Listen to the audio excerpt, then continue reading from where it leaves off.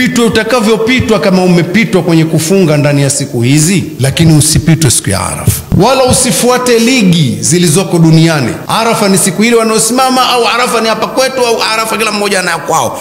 Acha hilo. We tafuta mpaka nafsi yako ikwambie siku ya Arafa ni ipi. Manake saumu inayotakiwa sio saumu ya namba 1 2 3 4 5. Siyamu yaumi Arafa, funga ya siku ile ya Arafa. Usije ipoteza Arafa, usije ipoteza Arafa. Angalia Arafa ile watu wakisimama kule na wewe ufunge. Acha habari zingine. Usikose kufunga Alhamisi hii inayokuja tarehe 5 mwezi wa 6.